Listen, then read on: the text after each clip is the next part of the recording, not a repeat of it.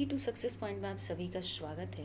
इस वीडियो में हम लोग बिहार दुर्गा के 1275 पद के जो न्यू वैकेंसी आई है उसके लिए एडिटोरिया के न्यू प्रैक्टिस सेट से कवर करेंगे, जो कि आपके एग्ज़ाम के लिए बहुत ही महत्वपूर्ण है। इसमें बहुत सारे करंट अफेयर है जो अपडेट करके दिए हुए हैं। तो चलिए पहला क्वेश्चन हम लोग स्टार्ट करते हैं। सिंधु घाटी सभ्यता के बारे में इनमें से कौन सा कथन सत्य है? तो ये इसका सही आंसर होगा ए, यानी सिंधु घाटी सभ्यता के लोग कपास के उत्पादन करने वाले पहले व्यक्ति थे। दूसरा क्वेश्चन है, जैन धर्म के 3 रत्न में शामिल है। तो इसका सही आंसर होगा सी, यानी सही विश्वास, सही ज्ञान, सही आचरण। यहाँ पे अंडरलाइन इसलिए मैं की हूँ क्योंकि यहाँ जो भी दुर्गा वाला क्वेश्चन है उसमें बहुत सारा जैन धर्म से क्वेश्चन पूछता है, तो इसीलिए ये अंडरलाइन की हूँ। तो आप लोग इसको मे बी आई यानी नोट कर लीजिएगा। चलिए अगला क्वेश्चन है, चोल अभिलेखों के अनुसार जैन संस्थाओं को दान में दी जाने वाली भूमि को कहा जाता था। तो इसका सही आंसर होगा बी, यानी पल्ली चछांदम। चलिए अगला क्वेश्चन है, विशाखा दत्त द्वारा रचित मुद्रा राक्षस कौन सी भाषा में लिखी गई है? तो ये संस्कृत में लिखी गई है। अगला क्वेश्चन है, निम्नलिखित में से किस शासक के शासनकाल में भारत का पहला मुद्रा रुपया मुद्रित हुआ? तो ये शेरशाह सूरी के शासन में। अगला क्वेश्चन है, निम्नलिखित में से किसके शासनकाल में मुगलों और मराठों के बीच द्वंद्व प्रारंभ हुआ? तो ये औरंगजेब के। अगला क्वेश्चन है, भारत में किस गवर्नर जनरल को स्थानीय स्वशासन का पिता कहा जाता है? तो ये लॉर्ड रिपन को कहा जाता है। अगला क्वेश्चन है, ब्रिटिश साम्राज्य में अवध का विलय हुआ? तो इसका सही आंसर होगा 1856 में हुआ। अगला क्वेश्चन है, निम्नलिखित में से कितने बंगाल के विभाजन 1905 के विरोध में हुए आंदोलन का नेतृत्व किया था? तो ये सुरेंद्रनाथ बनर्जी ने किया था। अगला क्वेश्चन है, किस व्यक्ति ने महात्मा गांधी को पहली बार राष्ट्रपिता कहकर संबोधित किया था? तो ये सुभाष चंद्र बोस ने किया था। अगला क्वेश्चन है, सत्यशोधक समाज की स्थापना हुई थी? तो ये ज्योतिबा फूले द्वारा हुई थी।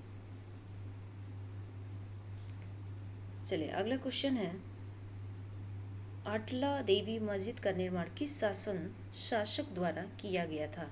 तो ये इब्राहिम शाह शकी के द्वारा किया था। अगला क्वेश्चन है, अलाउद्दीन के समय भू राजस्व की दर उपज का कितना भाग था? तो ये इसका सही आंसर होगा ए। अगला क्वेश्चन है, भारतीय संविधान अपने नागरिकों को दहशत की समानता का वचन देता है? तो इसका सही आंसर होगा सी, प्रतिष्ठा और अवसर। अगला क्वेश्चन है, निम्नलिखित में से कौन सी समिति ने मूल कर्तव्य को संविधान में सम्मिलित करने का सुझाव दिया? तो इसका सही आंसर होगा ए, यानी षोडशी समिति। अगला क्वेश्चन है, अनुसूचित जनजाति के संरक्षण के लिए एक क्षेत्र को अनुसूचित क्षेत्र के रूप में घोषणा करने की शक्ति किसके पास होती है? तो ये राष्ट्रपति के पास होती है। अगला क्वेश्चन है, ग्राम सभा में निम्न में से कौन सा शामिल होता है?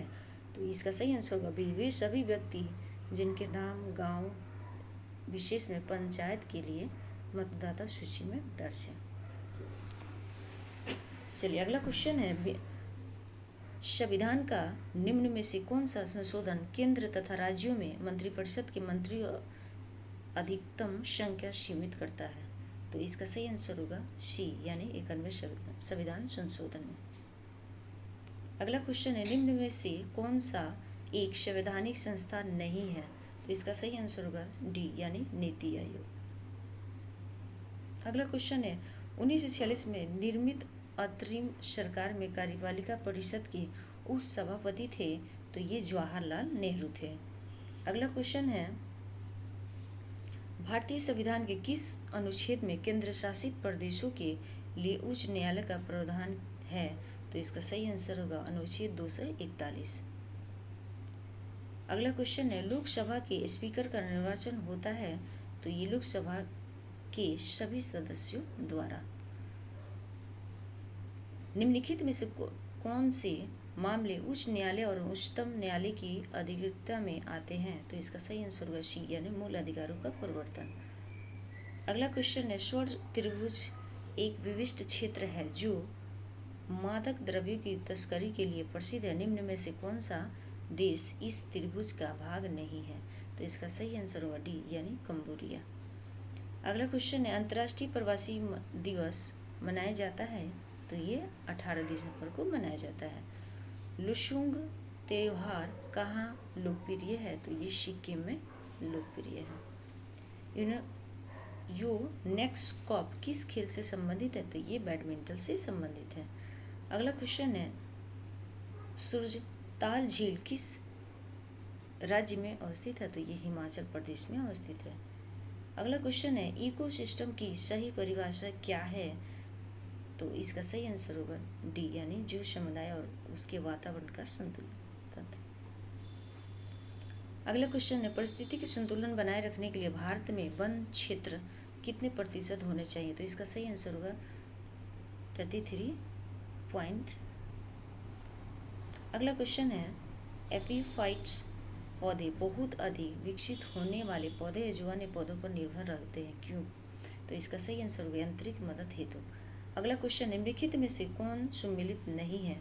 तो इसका सही आंसर होगा कंचनजंगा। अगला क्वेश्चन है, क्षेत्रीय भाषा में निर्णय प्रकाशित करने वाला पहला हाईकोर्ट कौन सा है? तो इसका सही आंसर होगा ए यानी केरल हाईकोर्ट। अगला क्वेश्चन है, किस राज्य सरकार द्वारा शॉप्स ऐप को जारी किया गया है? तो इसका सही आंसर होगा डी यानी तमिलनाडु।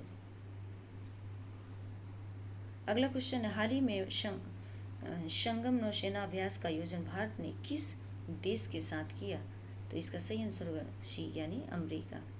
अगला क्वेश्चन है, अंतर्राष्ट्रीय श्रम संगठन ILO में शामिल होने वाला 127वां देश कौन है? तो ये इसका सही आंसर होगा बी टोगा। अगला क्वेश्चन, विश्व हिंदी सम्मेलन 2023 जिसका आयोजन फिजी में किया गया, इनमें भारत की तरफ से किस ने प्रतिनिधित्व किया? तो ये एस जयशंकर ने किया। अगला क्वेश्चन है, भारत सरकार ने भूकंप प्रभावित देश तुर्की तथा सीरिया की मदद के लिए कौन सा ऑपरेशन चलाया? तो ये ऑपरेशन दोस्त चलाया। ग्लोबल फायर पावर इंडेक्स 2023 में कौन सा देश प्रथम स्थान पर है? तो ये अमेरिका है। अगला क्वेश्चन, वित्त वर्ष 2023-24 के दौरान देश का GDP विकास दर कितना रहने का अनुमान है? तो ये इसका सही आंसर होगा 6 से 6.8%। अगला क्वेश्चन है, दूध उत्पादन में भारत का स्थान कौन सा है? तो ये पहला है, इसका सही आंसर होगा पहला।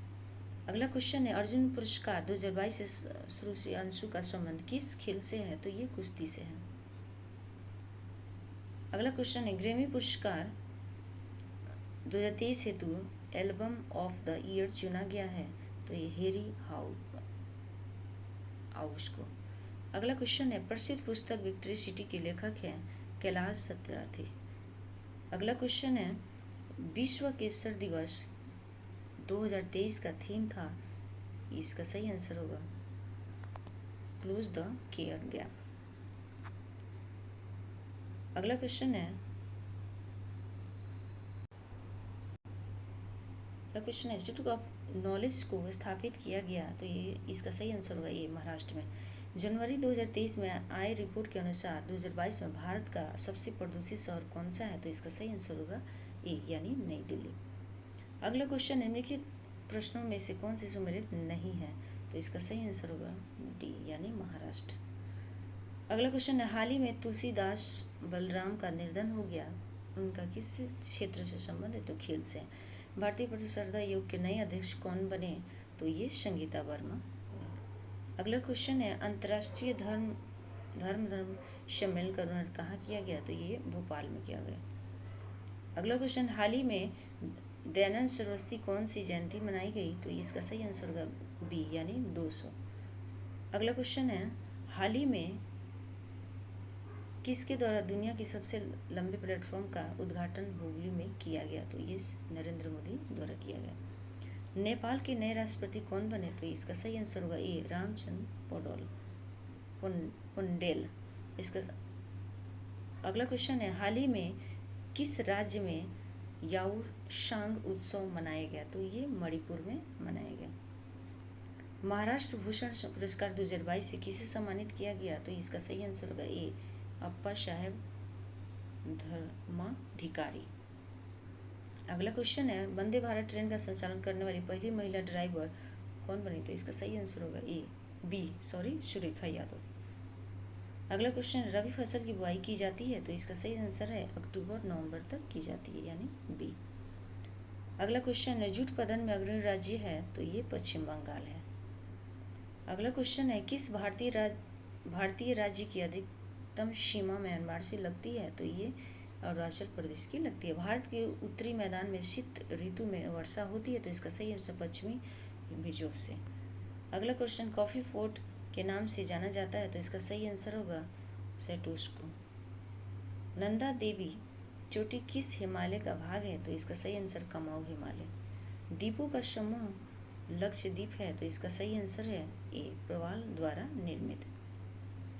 अगला क्वेश्चन है, दूधगंगा निम्नलिखित में से किसकी सहायक नदी है? तो इसका सही आंसर होगा सी, यानी चिनाब।